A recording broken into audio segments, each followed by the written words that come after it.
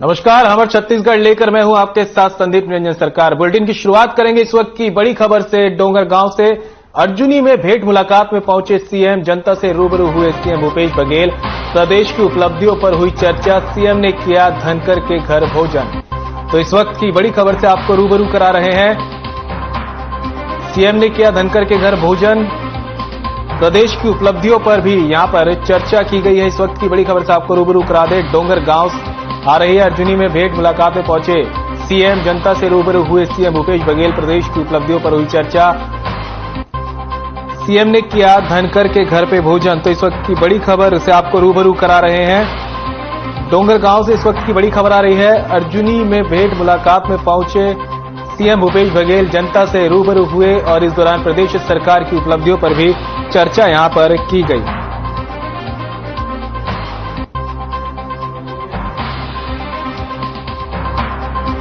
डोंगरगांव से इस वक्त की बड़ी खबर से आपको रूबरू करा रहे हैं। अर्जुनी में भेंट मुलाकात में पहुंचे सीएम, जनता से भी मुख्यमंत्री भूपेश बघेल रूबरू हुए। प्रदेश की उपलब्धियों पर यहां चर्चा की गई, साथ ही सीएम ने धनकर के घर भोजन किया।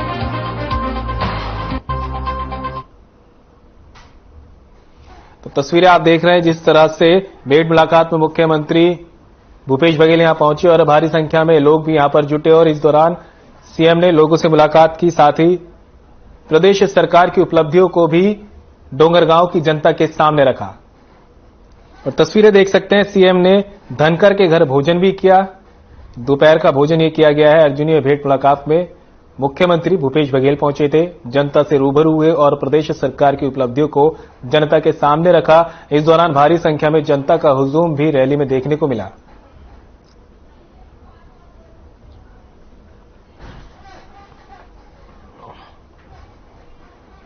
तो डोंगरगांव में हुई भेंट मुलाकात में आलीकुटा के गांव कोपेडी की सरिता साहू ने सीएम भूपेश बघेल को बताया कि अभी तक वो 50 क्विंटल गोबर बेच चुकी है, जिसमें उसे 1 लाख रुपए मिले। उन 1 लाख रुपयों से उनके घर की जरूरतों को उन्होंने पूरा किया, साथ ही एक स्कूटी भी खरीदी। तो डोंगरगांव में भेंट मुलाकात में महिला ने भूपेश बघेल से, मुख्यमंत्री से मुलाकात की, साथ ही उन्होंने बताया कि गोबर बेचकर उन्हें 1 लाख रुपए मिले और उसके बाद में उन्होंने घर की जरूरतों को पूरा किया, साथ ही स्कूटी भी इस 1 लाख रुपए में खरीदी। बढ़ते अगली खबर पे। सुकमा में छत्तीसगढ़ मेडिकल कॉर्पोरेशन ने उप स्वास्थ्य केंद्र का कई सालों से निर्माण कार्य बंद किया। बताया जा रहा है कि 2015-16 में उप स्वास्थ्य केंद्र का निर्माण कार्य शुरू किया गया था, लेकिन अब उप स्वास्थ्य केंद्र की कोई भी जिम्मेदार अधिकारी सुध लेने को तैयार नहीं है। जानकारी के मुताबिक स्थानीय मंत्री कवासी लखमा के गृह ग्राम से 2 किलोमीटर की दूरी पर ग्राम पंचायत स्थित है। बावजूद इसके उप स्वास्थ्य केंद्र का निर्माण कार्य खंडर में तब्दील हो चुका है, जिससे लोगों को करीब 15 से 20 किलोमीटर दूर जिला अस्पताल में इलाज के लिए जाना पड़ता है। वहीं सरपंच के पति लुंदूराम कश्यप ने कहा कि अस्पताल नहीं होने की वजह से उन्हें काफी परेशानियों का सामना करना पड़ रहा है, जिसे लेकर कई बार प्रस्ताव भी भेजे जा चुके हैं। वीडियो के माध्यम से और तस्वीर के उसके बारे में हम लोग ग्राम पंचायत में उसके बारे में चर्चा किए। ग्रामीण से चर्चा करके हम लोग जिला पंचायत जनपद में हम लोग शिकायत उसके बारे में हम लोग किए।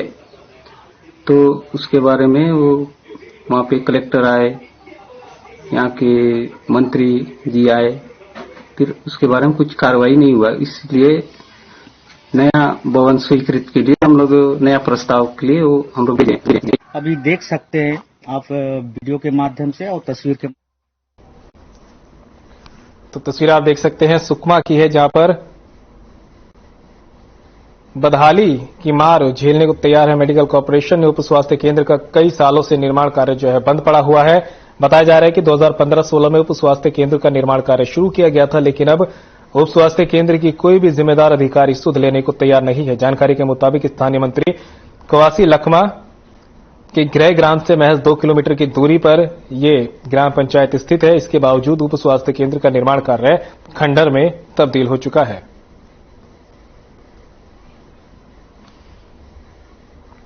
तो उप स्वास्थ्य केंद्र की बदहाल तस्वीरें आपके सामने किस तरह से आप देख सकते हैं कि खंडर में पूरी तरह से तब्दील हो चुका है।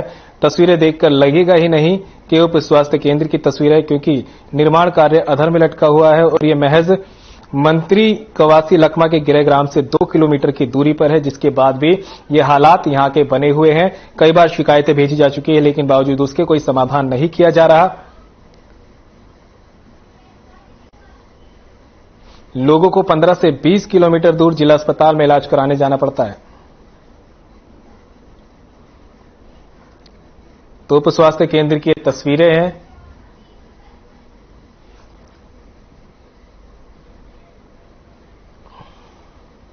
और सवाल लगातार यही बना हुआ है कि जब उप स्वास्थ्य केंद्र की ऐसी तस्वीरें रहेंगी, बदहाल एकदम खंडहर हालत में, तो फिर उपचार कैसे होगा। यही वजह है कि ग्रामीणों को 15 से 20 किलोमीटर दूर जाकर सामुदायिक अस्पताल में इलाज कराना पड़ता है।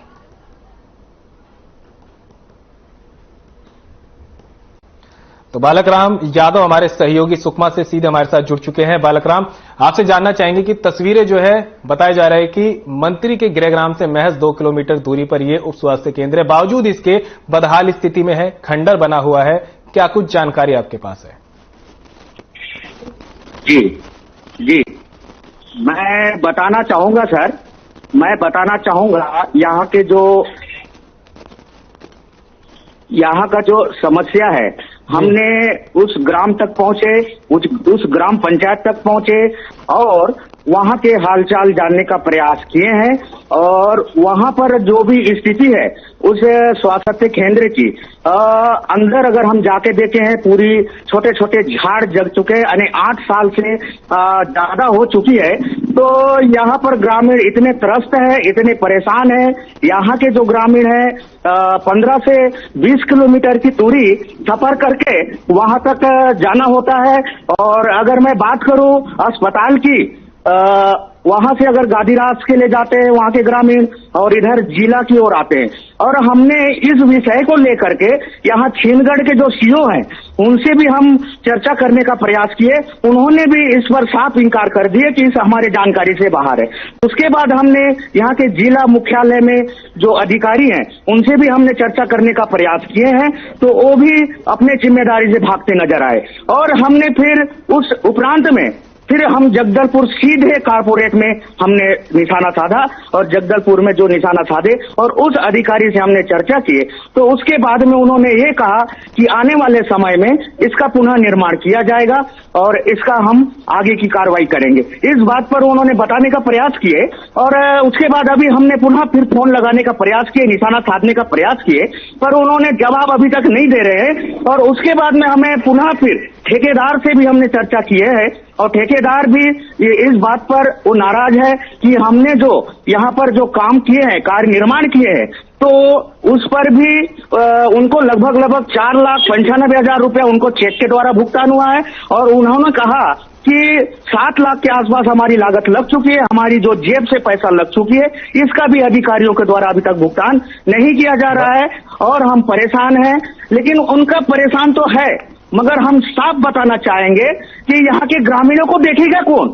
यहाँ के ग्रामीणों के परेशानी को जाने, इन लोग कहीं ना कहीं हमारे नजर में यही नजर आ रही है, इन लोग कहीं ना कहीं भ्रष्टाचार के इस भवन को हत्थे में चढ़ाए हैं। और भ्रष्टाचार कहीं ना कहीं बंदर भाट हो करके यहाँ के जो भवन का है, जो सारे जो रकम इन लोगों के द्वारा मिलजुल कर डकारा गया है। जी चलिए बालकराम, आपका बहुत बहुत शुक्रिया तमाम जानकारी के लिए। तो बालकराम हमारे सहयोगी हमारे साथ जुड़े हुए थे और तमाम जानकारी दे रहे कि उप स्वास्थ्य केंद्र किस तरह से बदहाल हालत में है और अधिकारियों से गुहार तक लगाई जा चुकी है, लेकिन अभी तक कोई समाधान नहीं निकला। चलिए बढ़ते हैं आगे और इस वक्त की एक और बड़ी खबर से आपको रूबरू करा देते हैं। रायपुर से आ रही है बीजेपी प्रदेश चुनाव समिति की बैठक हुई, कुशाभाऊ ठाकरे परिसर में बैठक हुई है। प्रदेश अध्यक्ष अरुण साव बैठक में शामिल हुए, पूर्व सीएम रमन सिंह भी बैठक में शामिल हुए, नेता प्रतिपक्ष नारायण चंदेल भी मौजूद रहे और भानु प्रतापपुर उपचुनाव को लेकर ये जो है चर्चा यहां पर की गई। तो इस वक्त की बड़ी खबर आपको बता दें रायपुर से, जहां पर बीजेपी प्रदेश चुनाव समिति की बैठक हुई। बैठक में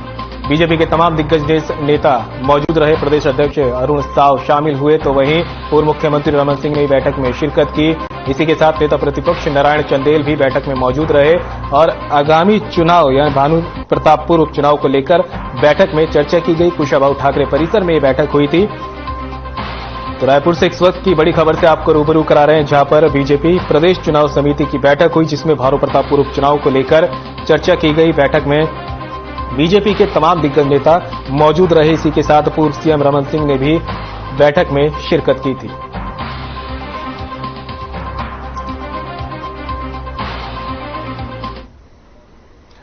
तो तस्वीरें आप देख सकते हैं रायपुर से जहां बीजेपी प्रदेश चुनाव समिति की बैठक हुई। बैठक में बीजेपी के तमाम दिग्गज नेता, प्रदेश अध्यक्ष, पूर्व सीएम रमन सिंह, नेता प्रतिपक्ष सब यहां पर मौजूद रहे और भानुप्रतापपुर में होने वाले उपचुनाव को लेकर बैठक में चर्चा की गई। आगे की रणनीति बनाई गई कि किस तरह से भानुप्रतापपुर सीट पर कब्जा किया जाएगा और क्या कुछ चुनावी तैयारियां रहेगी। सब यहां पर बीजेपी के दिग्गज नेताओं ने बैठक में चर्चा की। खबर डोंगरगढ़ गांव से, जहां अर्जुनी में सीएम भूपेश बघेल का भेंट मुलाकात कार्यक्रम आयोजित किया गया, जिसके खिलाफ बीजेपी के युवा मोर्चा के कार्यकर्ताओं ने काला झंडा दिखाकर विरोध प्रदर्शन किया था। सीएम के आगमन से पहले पुलिस ने जिला महामंत्री समेत कई बीजेपी नेताओं को गिरफ्तार कर लिया है।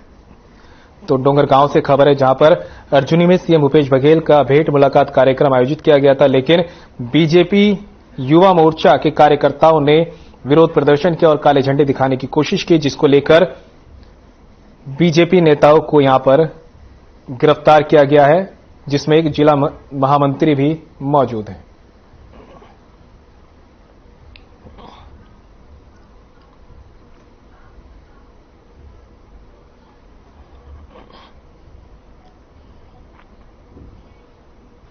और एक बड़ी खबर से आपको रूबरू करा देते हैं। दुर्ग से आ रही है महादेव सट्टा आईडी चलाने का मामला। आरोपी सिपाही सहदेव सस्पेंड हुए हैं 2021 से। अब तक ये एब्सेंट रहे थे। सटोरियों से होती थी बात। एसपी डॉक्टर अभिषेक पल्लव ने की कार्रवाई। तो इस वक्त की बड़ी खबर से आपको रूबरू करा दें। महादेव सट्टा आईडी चलाने का मामला सामने आया है। आरोपी सिपाही सहदेव पर गाज गिरी है, सस्पेंड कर दिया गया है। 2021 से अब तक एब्सेंट ये चल रहे थे। सटोरियों से लगातार बात होती थी और एसपी डॉक्टर अभिषेक पल्लव के आदेशों पर यह कार्रवाई की गई है। तो महादेव सट्टा आईडी को लेकर आरोपी सिपाही सहदेव पर गाज गिरी है। आरोपी को सस्पेंड कर दिया गया है। 2021 से अभी तक एब्सेंट ये चल रहे थे, नदारद थे। वहीं सटोरियों से लगातार बात होती थी, जिसके बाद एसपी डॉक्टर अभिषेक पल्लव ने कार्रवाई के आदेश दिए थे, जिस पर आरोपी सिपाही सहदेव को सस्पेंड कर दिया गया। तो दुर्ग से इस वक्त की बड़ी खबर से आपको रूबरू करा रहे हैं। महादेव सट्टा आईडी चलाने का मामला था, जिसमें आरोपी सिपाही सहदेव को सस्पेंड कर दिया गया। 2021 से आरोपी सिपाही एब्सेंट चल रहे थे।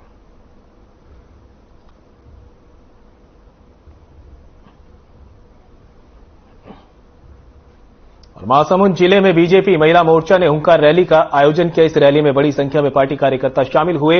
हुंकार रैली के जरिए महिला मोर्चा के कार्यकर्ताओं ने प्रदेश सरकार की नीतियों के खिलाफ जमकर नारेबाजी की। महिला युवा मोर्चा कार्यकर्ताओं ने प्रदेश सरकार पर शराबबंदी न लागू करने का भी आरोप लगाया।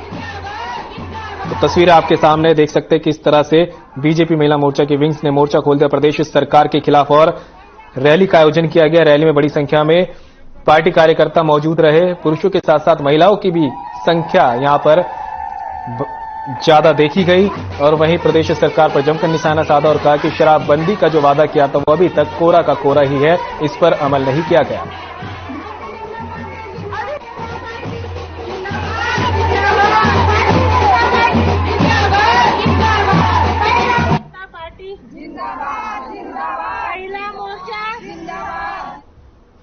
और रुक करते एक और बड़ी खबर का। दुर्ग से आ रही है। गहरी नाली में डूबी 5 साल की बच्ची। गोबर से भरी हुई थी नाली। परिजनों ने बच्ची को बाहर निकाला। अस्पताल में बच्ची की हालत गंभीर बनी हुई है। लोगों में खटाल संचालक के खिलाफ गुस्सा भरा पड़ा है। जामला थाना क्षेत्र के राजीव नगर का ये पूरा मामला है।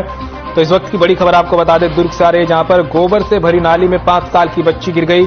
परिजनों ने बच्ची को बाहर निकाला। जैसे ही परिजनों को सूचना मिली, परिजन तुरंत पहुंचे और बच्ची को बाहर निकाला गया। बच्ची को इलाज के लिए अस्पताल पहुंचाया गया, जहां उसकी हालत लगातार गंभीर बनी हुई है। लोगों में खटाल संचालक के खिलाफ भारी रोष है और ये जामुला थाना क्षेत्र के राजीव नगर का पूरा मामला आपको बता रहे हैं। दुर्ग से इस वक्त की बड़ी खबर से आपको रूबरू करा रहे हैं। गहरी नाली में 5 साल की बच्ची गिर गई। इस नाली में गोबर भरा हुआ था। परिजनों को जब अपनी बच्ची खेलती हुई दिखाई नहीं दी तो उन्होंने बाहर खोजबीन की, जिसके बाद उन्हें सूचना मिली कि बच्ची नाली में गिर गई है। जिसके बाद परिजन पहुंचे, बच्ची को नाली से बाहर निकाला गया, अस्पताल में इलाज के लिए पहुंचाया गया, जहां बच्ची की हालत गंभीर बनी हुई है। और अब लोगों में खटाल संचालक के खिलाफ गुस्सा भरा हुआ है। पूरा मामला जामुला थाना क्षेत्र के राजीव नगर का है। तो तस्वीरें आप देख सकते हैं किस तरह से लोग यहां पर जुटे हुए हैं। दरअसल 5 साल की मासूम बच्ची एक गोबर से भरे नाले में गिर गई, जिसके बाद बच्ची को बाहर निकाला गया। बच्ची की हालत गंभीर बनी हुई है, अस्पताल में इलाज जारी है और अब खटान संचालक के खिलाफ लोगों में गुस्सा फूटा पड़ा है। हालांकि लापरवाही जो है प्रशासन की भी देखी जाएगी, क्योंकि जिस तरह से नाले यहां पर खुले हुए हैं, प्रशासन भी कहीं ना कहीं सवालों के घेरे में आ जाता है और यही खामियाजा 5 साल की मासूम बच्ची को और उसके परिवार को भुगतना पड़ रहा है।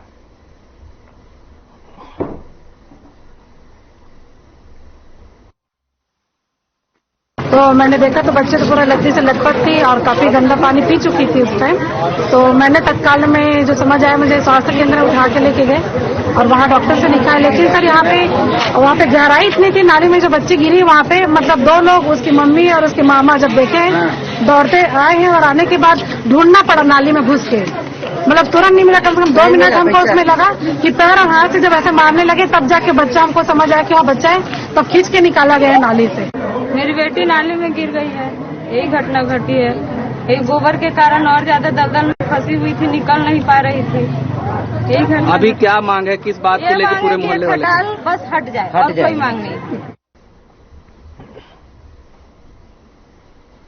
और स्मृति ईरानी की ओंकार रैली पर सांसद ज्योत्सना महंत ने तंज कसते हुए कहा कि उनकी रैली में महिलाओं की संख्या दिखाने के लिए बाहर से कार्यकर्ता बुलाए गए थे। इसी के साथ उन्होंने कहा कि प्रदेश सरकार लगातार महिलाओं के सम्मान के लिए काम कर रही है। तो खबर आपको बता रहे हैं, जहां पर स्मृति ईरानी की रैली को लेकर तंज कसा गया है। साथ ही कहा गया कि जहां वो महिला रैली में बुलाई गई थी वो बाहर की थी, वो यहां की नहीं थी। स्मृति ईरानी जी खुद अपने स्वयं को देखें। मैं चश्मदीद गवाह हूं। मेरे सामने एक देश की सम्मानीय महिला सोनिया जी के साथ, हमारी आदरणीय जो हैं और उम्र में बड़ी हैं, वो उनके साथ गलत व्यवहार कर सकती हैं, उसका जवाब उनको देते नहीं बना। और जब हमने लड़ाई की तो वो हमको ही मारने के लिए दौड़ी। ये कौन सी बात होती है? और रही बात हमारी सरकार में कोई ऐसी बात नहीं जो महिलाओं के खिलाफ हो। महिलाओं का सम्मान करते हैं मुख्यमंत्री जी, हमारी सरकार करती है। प्रदेश युवा कांग्रेस के निर्देशानुसार बिलासपुर शहर युवा कांग्रेस ने आज भारत जोड़ो पद यात्रा की शुरुआत की। यह पदयात्रा सरकांड क्षेत्र से शुरू हुई। इस पदयात्रा में युवा कांग्रेस के सभी पदाधिकारी, युवा और कांग्रेस कार्यकर्ता शामिल हुए। तो प्रदेश युवा कांग्रेस के निर्देशानुसार बिलासपुर शहर युवा कांग्रेस ने भारत जोड़ो पदयात्रा की यहां पर शुरुआत की है। खबर कोरिया से है, जहां विधानसभा अध्यक्ष चरणदास महंत ने कहा कि हाथी कॉरिडोर की घोषणा हो चुकी है। हाथियों को संरक्षण को लेकर प्रयास किया जा रहा है। अंबिकापुर में भी, कोरबा में भी और कोरिया में भी हाथी के साथ जो मानव द्वंद्व है उसे रोकने के लिए वन विभाग पूरे प्रयास कर रहा है।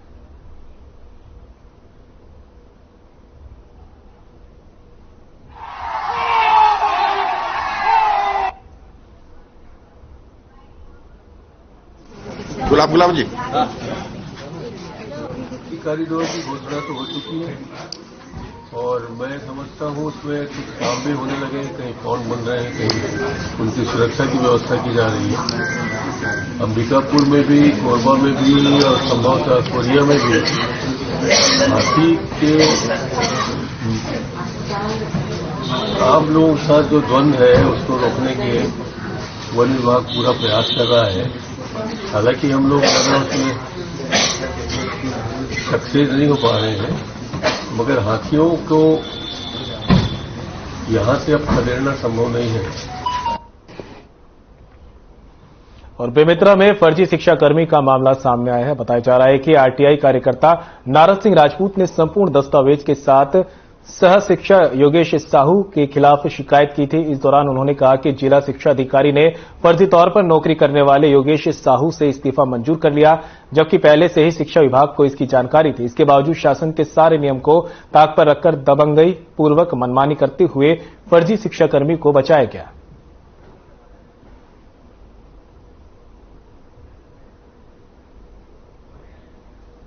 मेरे द्वारा किया गया था वहाँ, और शिकायत करने के बाद उनका दुर्ग संभाग से जीडी के यहाँ कार्य से डीओ को जांच अधिकारी नियुक्त किया गया उस संबंध में।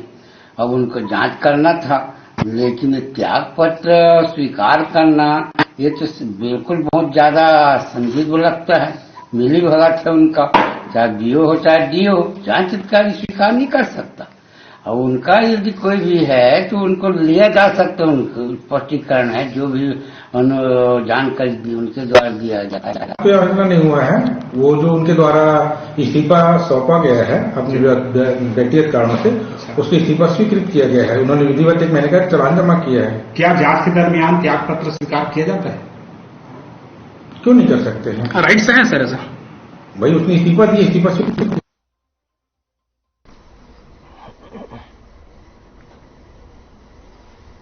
खबर दुर्ग के भिलाई से है, जहां पर पुलिस को बड़ी कामयाबी मिली है। बता दें कि पुलिस ने एक आरोपी को गिरफ्तार किया। दरअसल पूरा मामला 2 साल पहले का है, जहां एक नाबालिग पीड़िता ने स्मृति नगर चौकी में रिपोर्ट दर्ज कराई थी, जिसमें आरोपी शंकर राव जबरन घर के अंदर घुसकर बेइज्जती करने की नियत से मोबाइल में फोटो खींचकर सोशल मीडिया में वायरल करने की धमकी देता था और पुलिस को बताए जाने पर जान से मारने की धमकी भी उसने दी थी, जिसको लेकर पुलिस ने फरार चल रहे आरोपी को गिरफ्तार कर लिया है।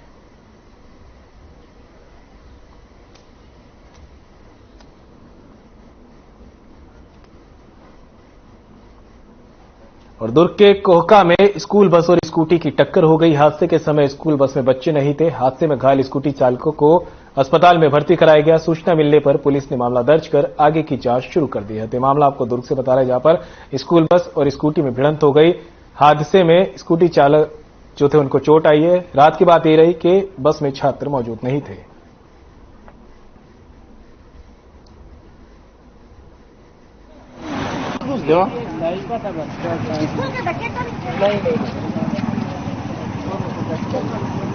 अच्छा यहाँ पे रास्ता खुला तो खूब क्या हुआ नहीं भाई वो चलो भी देखा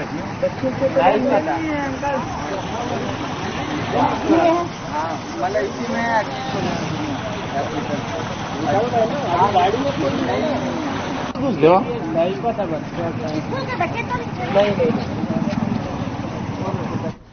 और शक्ति फास्ट ट्रैक कोर्ट के निर्णय की सराहना पूरे प्रदेश में हो रही है। दरअसल एक दिव्यांग युवती से दुष्कर्म के मामले में कोर्ट ने आरोपी को आजीवन कारावास की सजा सुनाई है। आपको बता दें कि जब दिव्यांग युवती घर में अकेली थी, उसी समय आरोपी ने घर में घुसकर जबरदस्ती उसके साथ दुष्कर्म किया। इस मामले में पीड़िता की दादी ने थाने में शिकायत दर्ज कराई थी। दोषी सिद्ध पाए जाने पर न्यायाधीश ने आरोपी को आजीवन कठोर कारावास की सजा सुनाई है।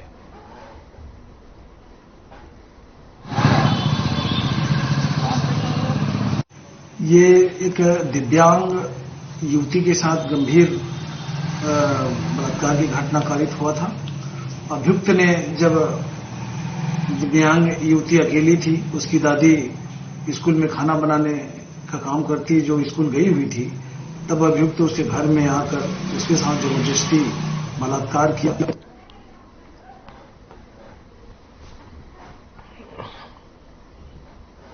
और फिलहाल हमारे छत्तीसगढ़ में इतना ही। मुझे दीजिए इजाजत। नमस्कार।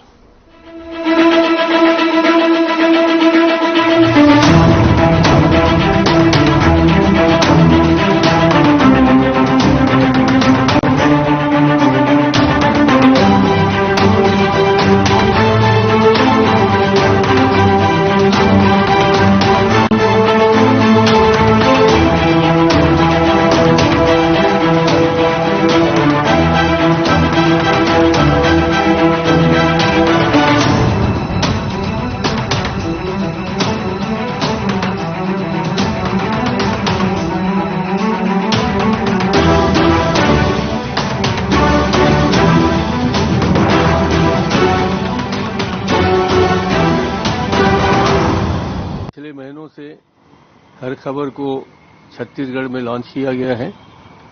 मुझे खुशी है कि छत्तीसगढ़ के जमीन से जुड़े हुए खबरों से सरोकार रखते हुए ये छत्तीसगढ़ की सेवा में लीन है।